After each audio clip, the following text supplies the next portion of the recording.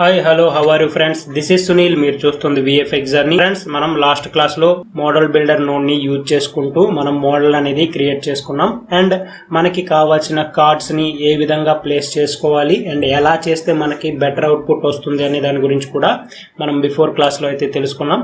So ఈ class లో మనం ఆ కార్డ్స్ ని అండ్ మోడల్ బిల్డర్ ని యూజ్ చేసుకుంటూ మనం క్లీనప్ వర్క్ అయితే చేసుకుందాం. అయితే ఇంకా ఆలస్యం ఎందుకు, let's start our journey.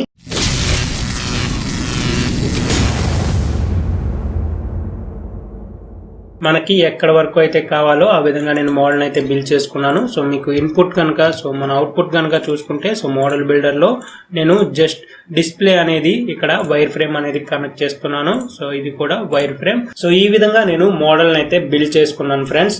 And ఈ మోడల్ ని యూజ్ చేసుకుంటూ మనం క్లీనప్ వర్క్ అయితే చేసుకుందాం. సో మళ్ళీ నేను వీటిని టెక్స్చర్ అండ్ టెక్స్చర్ సో రెండింటిని ఆన్ చేసుకున్నాను. సో మనం చెక్కర్ బోర్డ్ ని ఏ విధంగా అయితే ప్రొజెక్ట్ చేసుకున్నామో అదే విధంగా మనం ప్రాజెక్ట్ 3D నోడ్ యూజ్ చేసుకుంటూ ప్రొజెక్షన్ అయితే చేసుకుందాం. సో ఫస్ట్ ఆఫ్ ఆల్ కెమెరాని ఇన్పుట్ అండ్ అవుట్పుట్ సో మూడింటిని నేను కనెక్ట్ చేసుకున్నాను. సో యాజ్ యూజువల్ గా మనకి తెలుసు సింగిల్ ఫ్రేమ్ కాబట్టి నేను ఆ సింగిల్ ఫ్రేమ్ ని హోల్డ్ అయితే చేసుకోబోతున్నాను, అంటే మన కెమెరాని. సో ఫ్రేమ్ హోల్డ్ ని తీసుకొని మన కెమెరా కనెక్ట్ చేసుకొని ఇక్కడ ఫ్రేమ్ ని 452 ఆ ఫ్రేమ్ ని హోల్డ్ చేసుకున్నాను. సో మనం ఉండేది కూడా 452. సో ఇప్పుడు మనం ఫ్రేమ్ హోల్డ్ తో మనం ప్రొజెక్షన్ అనేది చేసుకున్నాం. సో ఇప్పుడు మనం గనక ఒక్కసారి ప్లే చేసి చూసుకుంటే ఈ విధంగా మనకి జూమ్ అవుట్ అవుతుంది కాబట్టి, సో ఇక్కడ జూమ్ ఇన్ లో ఉంది కాబట్టి మనకి పెర్ఫెక్ట్ గా ఫిక్స్ అయ్యింది. సో జూమ్ అవుట్ అయ్యేసరికి మనకి ఇంకా ఎక్కువ డేటా కావాలి కాబట్టి సో ఆ డేటా అంతా కవర్ అవ్వలేదు. సో అందుకని మనకి ఈ విధంగా బ్లాక్ ప్యాచెస్ అనేవి క్రియేట్ అయ్యాయి. ఇంకోటి కూడా మీరు గుర్తుపెట్టుకోవాలి ఏంటి అంటే, మనం ఎప్పుడు కూడా మన ఇన్పుట్ అయితే డిస్టర్బ్ చేయకూడదు ఫ్రెండ్స్. అంటే మనకి ఎక్కడ వరకు క్లీనప్ చేయాలి వాటిని మాత్రమే క్లీనప్ చేసుకోవాలి. మనకి ఎక్కడైతే క్లియర్ గా ఉందో వాటిని మనం ఎప్పుడు డిస్టర్బ్ అనేది చేయకూడదు. ఓన్లీ ఎక్కడెక్కడైతే మనకి క్లీనప్ చేయాల్సి ఉంటుందో సో అక్కడ వరకు మనం ఈ క్లీనప్ ని యూజ్ చేసుకుందాం. సో అందుకని నేను ఏం చేస్తానంటే డిఫరెంట్ గా ప్రొజెక్షన్ అనేది చేసుకుందాం. సో ఈ డిఫరెంట్ గా ప్రొజెక్షన్ చేసుకోవడం వల్ల దానికి ఇండివిజువాలిటీ ఉండడం వల్ల మనకి కంట్రోలింగ్ అనేది బాగుంటుంది, ఎక్కువగా ఉంటుంది. సో దానికోసం నేను ఏం చేస్తానంటే ఒక మర్జ్ నోడ్ ని తీసుకొని రోటో నోడ్ ని కూడా తీసుకొని మర్జ్ నోడ్ లో మాస్క్ అనేది కనెక్ట్ చేసుకుంటున్నాను. సో కనెక్ట్ చేసుకున్నాక ఇప్పుడు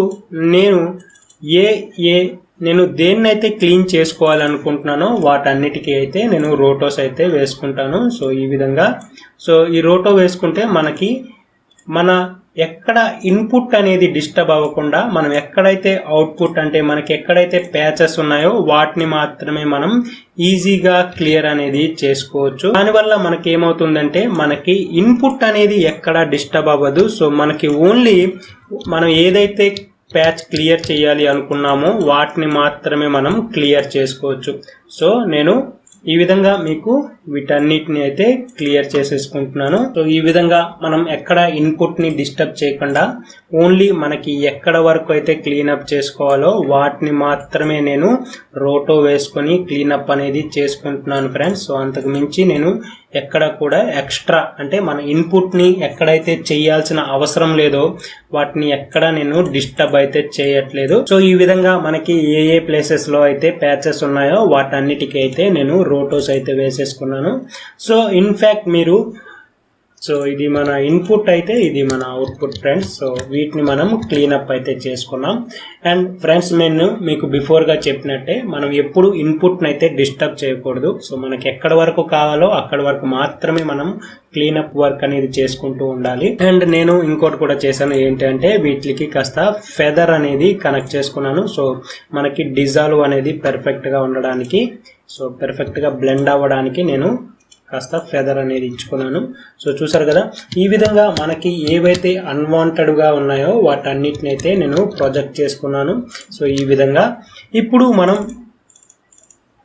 సో బ్యాక్గ్రౌండ్ ని ప్రొజెక్ట్ చేసుకున్నాం కాబట్టి అండ్ గ్రౌండ్ అండ్ ఇక్కడ మనకి పిల్లర్ కూడా క్లీనప్ అయిపోయింది కాబట్టి సో ఈ పిల్లర్ ని కూడా మనం రీక్రియేట్ చేయాల్సి ఉంటుంది.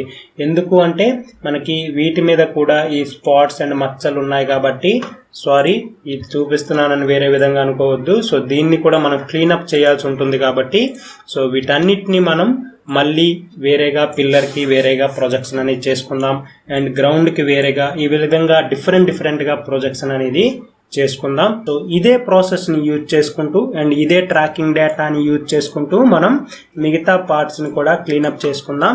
సో నేను ఆల్రెడీ ప్రొజెక్షన్ అనేది చేసుకున్నాను ఫ్రెండ్స్. అదే టెక్నిక్ తో నేను వేరే ఆప్షన్ ఏది చేసుకోలేదు. సో అవే techniques. So second clean plate ని తీసుకున్నాను. ఏదైతే గ్రౌండ్ ని మనం క్లీన్ చేసుకున్నామో ఆ క్లీన్ ప్లేట్ ఎక్కడ వరకు అయితే కావాలో ఆ ప్లేసెస్ ని అయితే రోటో వేసుకున్నాను ఫ్రెండ్స్, అంతే.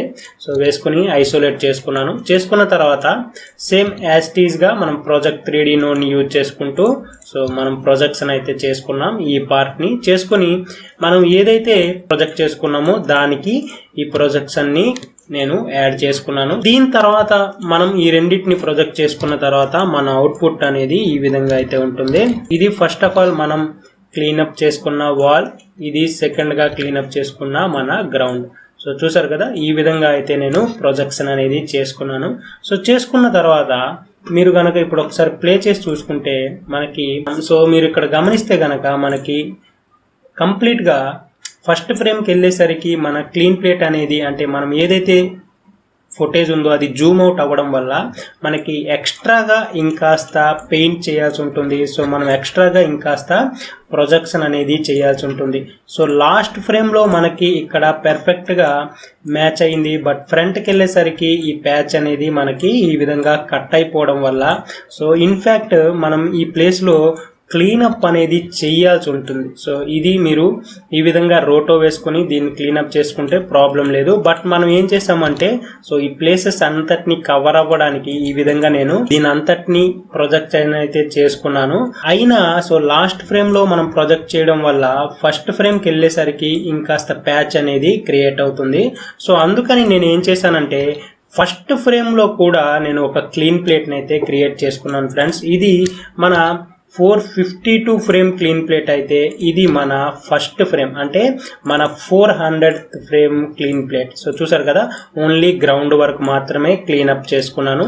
సో దీన్ని కూడా యాజ్ టీజ్ గా అదే ప్రొజెక్షన్ ని యూజ్ చేసుకుంటూ సో దాని మీద నేను రీప్లేస్ చేసుకున్నాను. సో మర్జ్ నోట్ ఏదైతే మనకి ఇక్కడ మిగిలిపోయిందో సో వాటన్నిటిని నేను ఇక్కడ కవర్ చేసుకున్నాను. సో చూసారు కదా, ఈ విధంగా నేను first of all first projection లో మనకి ఇది మన ఇన్పుట్ అయితే ఫస్ట్ ప్రొజెక్షన్ యూజ్ చేసుకుని మన వాల్ ని, సెకండ్ ప్రొజెక్షన్ యూజ్ చేసుకుని మన గ్రౌండ్ ని అండ్ మనకి ఇంకా ప్యాచెస్ అనేవి మిగిలిపోయి ఉన్నాయి. సో మనం జూమ్ అవుట్ అవుతున్నాం కాబట్టి ఫుటేజ్ ని సో థర్డ్ ప్యాచ్ ని యూజ్ చేసుకుంటూ ఆ ప్యాచెస్ ని నేను కవర్ చేసుకున్నాను.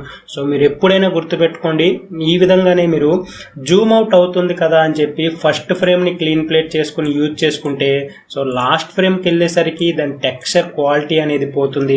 అందుకని నేను లాస్ట్ ఫ్రేమ్లో క్లీన్ ప్లేట్ చేసుకున్నాను. సో మిగిలిపోయిన ప్యాచెస్ ఏవైతే నాకు ఉన్నాయో దానికోసమని నేను ఫస్ట్ ఫ్రేమ్ని కూడా క్లీనప్ చేసుకుని ఆ రెండింటిని ప్రొజెక్ట్ చేసుకున్నాను.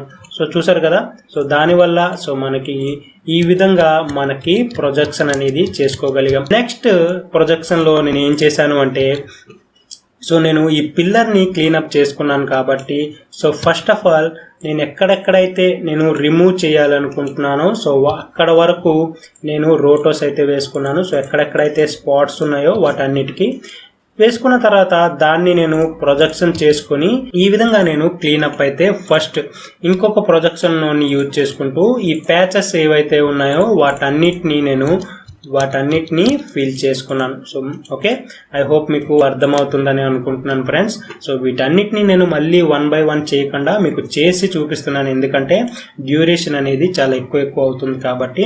సో దీని తర్వాత ఏమైంది అంటే సో నాకు ఈ వాల్ ని కూడా క్రియేట్ చేయాలి కాబట్టి పిల్లర్ ని డిఫరెంట్ గా వాల్ ని ప్లస్ గ్రౌండ్ ని ప్లస్ పిల్లర్ లో ఇటువైపు సైడ్ ని కూడా క్లీనప్ చేసుకున్నాం. సో దీనికి నేను గ్రేడ్ నోడ్ యూజ్ చేసుకున్నాను ఫ్రెండ్స్. గ్రేడ్ నోడ్ లో ఈ వైట్ పాయింట్ ని కాస్త యానిమేట్ చేయాల్సి వచ్చింది. ఎందుకు అంటే సో చూడండి, సో ఇక్కడ నేను డిజేబుల్ చేసుకున్నాను. సో నేను లాస్ట్ ఫ్రేమ్ లో క్లీనప్ చేయడం వల్ల నాకు ఈ లాస్ట్ ఫ్రేమ్ లో పెర్ఫెక్ట్ గా వీటిని కూడా నేను క్లీనప్ చేయాలి కాబట్టి సో నేను ఇంకొక ప్రొజెక్షన్ ని యూజ్ చేసుకుని దీన్ని కూడా క్లీనప్ చేసుకున్నాను. సో చేసుకుంటే సో నాకు ఫైనల్ అవుట్పుట్ అనేది ఈ విధంగా క్రియేట్ అయింది. సో చూసారు కదా ఫ్రెండ్స్, ఈ విధంగా నేను క్లీనప్ అనేది చేసుకున్నాను. సో క్లీనప్ చేసుకున్నాం, బట్ ఇక్కడ మనకి ఇంకాస్త అవుట్ సైడ్ అనేది వెళ్తుంది. సో మీకు దానివల్ల ఎటువంటి ప్రాబ్లం అనేది లేదు. సో మనం ఫైనల్ గా మనం లెన్స్ డిస్టార్షన్ చేసుకున్నప్పుడు ఇవన్నీ మనకి ఫిట్ అయిపోతుంది. సో దానివల్ల మీరు ఎటువంటి టెన్షన్ అయితే పడాల్సిన అవసరం లేదు ఫ్రెండ్స్. సో చూసారు కదా, సో వీటన్నిటిని నేను డిలీట్ చేసేస్తున్నాను. సో ఇన్పుట్ అయితే సో నేను ప్రొజెక్షన్స్ అన్నిటినీ యూజ్ చేసుకుంటూ ఈ విధంగా అవుట్పుట్ అనేది క్రియేట్ చేసుకున్నాను. సో ఇది మనం ఒక్కసారి చూద్దాం. సో ఇంకొక వ్యూయర్ ని కూడా తీసుకుంటున్నాను. ఈ రెండు వ్యూయర్స్ లో first the input, second the output friends. నేను ఈ విధంగా డిఫరెంట్ ప్రొజెక్షన్స్ ని యూజ్ చేసుకుంటూ సో ఇన్పుట్ ని ఈ విధంగా అవుట్పుట్ గా నేను క్లీనప్ అయితే చేసుకున్నాను ఫ్రెండ్స్. సో ఐ హోప్ మీకు ఇవాళ క్లాస్ అర్థమైందని అనుకుంటున్నాను. సో మీకు ఎటువంటి డౌట్స్ ఉన్నా మీరు కామెంట్ అయితే చేయండి, నేను డెఫినెట్ గా మీకు రిప్లైస్ అయితే ఇస్తాను. I hope you all enjoy this class. Please like, share, subscribe our channel. This is Sunil. మీరు చూస్తుంది VFX Journey. Signing off.